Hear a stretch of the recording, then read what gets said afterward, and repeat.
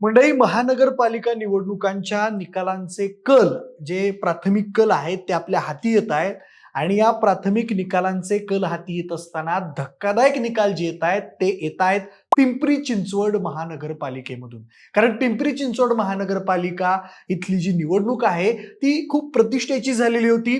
कारण महेश लांडगे जे आहेत भोसरीचे आमदार ते आणि राज्याचे उपमुख्यमंत्री अजितदादा पवार यांच्यामध्ये टोकाचा संघर्ष या महापालिका निवडणुकांच्या निमित्तानं पाहायला मिळालेला होता. पण जे आकडे समोर येत आहेत, जे निकाल समोर येत आहेत, त्यामधून तरी आत्ताच्या घडीला महेश लांडगे यांनी बाजी मारलेली दिसते आहे. म्हणूनच नेमके काय अपडेट्स आहेत पिंपरी चिंचवड महानगरपालिकेच्या निवडणुकांचे सगळे जाणून घेणार आहोत या व्हिडिओच्या माध्यमातून. नमस्कार, मी प्रथमेश आणि तुम्ही पाहताय विशेष भारी.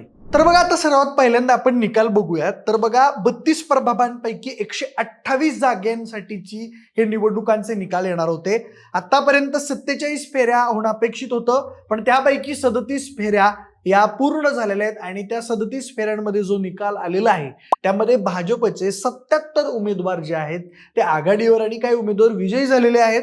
शिवसेनेचे 10, राष्ट्रवादी अजित पवार गटाचे 37, राष्ट्रवादी काँग्रेस शरद पवार गटाला फक्त 1 जागा मिळालेली आहे आणि मनसे 1, इतर 2, अशा एकूण 128 जागांपैकी तब्बल 77 जागांवरती भाजपने आघाडी घेतल्याचं आपल्याला दिसून येत आहे.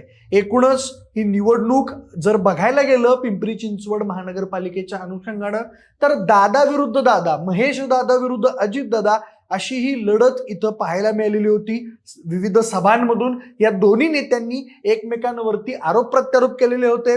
पिंपरी चिंचवड महानगरपालिकेच्या निवडणुकीच्या तोंडावरती अजित पवार विरुद्ध महेश लांडगे हा संघर्ष प्रचंड शिगेला पोहोचलेला होता आणि या निवडणुकीच्या धर्तीवरती या दोघांनी जे आरोप प्रत्यारोप केलेले होते त्यामुळं इथली लढत जी आहे ती त्या लढतीमध्ये रंगत आलेली होती. राज्याचे पालकमंत्री असलेले अजितदादा पवार यांनी अक्षरशः दिवसाची रात्र करून या ठिकाणी प्रचार सभा घेतलेल्या होत्या.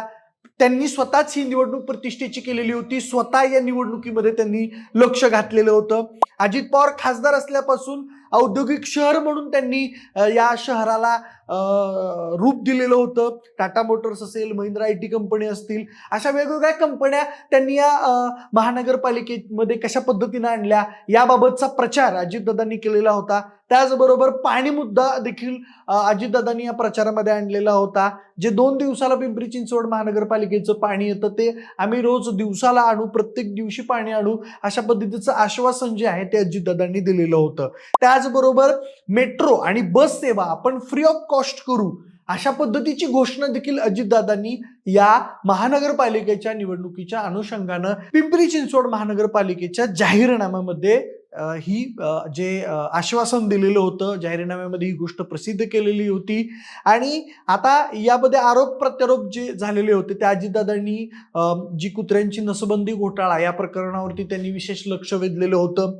70 लाखाचे 7 कोटी कसे झाले या एका प्रकल्पाबाबतचा जो सवाल आहे तो अजितदादांनी उपस्थित केलेला होता. त्याचबरोबर एका सभेमध्ये अजितदादांनी महेशदादांना थेट इशारा दिलेला होता की मला सोडून गेलेले आता माझ्या नादी लागाल तर मी सोडणार नाही, हा दादाचा शब्द. अशा पद्धतीनं थेट आव्हानच त्यांनी महेश दादांना केलेलं होतं.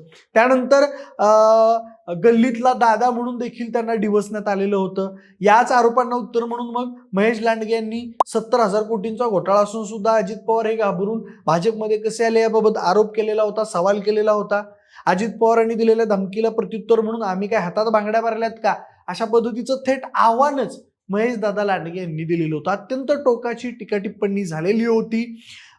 अजित दादा पवार हे शहराचे मालक बनण्याचा प्रयत्न करतायत पण मी मात्र लोकसेवक बनून राहीन, अशा पद्धतीची टीका जी आहे महेश लांडगेंनी केलेली होती. पवार साहेबांनी तुम्हाला मोठं केलं तरी तुम्ही भाजपसोबत का आलात, अजितदादांच्या ज्या भूमिका होत्या त्यावरती प्रश्नचिन्ह उपस्थित करत महेश दादा लांडगेंनी रान तापवलेलं आपल्याला दिसत होतं. त्यांनी अनेक सभा गाजवलेल्या होत्या. 2014 पासून महेश दादा लांडगे खरं तर भोसरी विधानसभा मतदारसंघामधून आमदार आहेत आणि रस्ते, पाणी हेच मुद्दे पकडून त्यांनी भाजपचा प्रचार केलेला होता. आणि त्यानंतर हस्तीकर माफ होण्यासाठी सुद्धा त्यांनी प्रयत्न केलेले होते आणि त्याच मुद्द्याला पकडून महेश दादांनी पिंपरी चिंचवड महानगरपालिकेच्या निवडणुकीमध्ये त्यांनी प्रचार केलेला होता. घरकुलवासियांचा टॅक्स माफ करणार या दृष्टीने महेशदादा लांडगे यांनी प्रचार केलेला होता.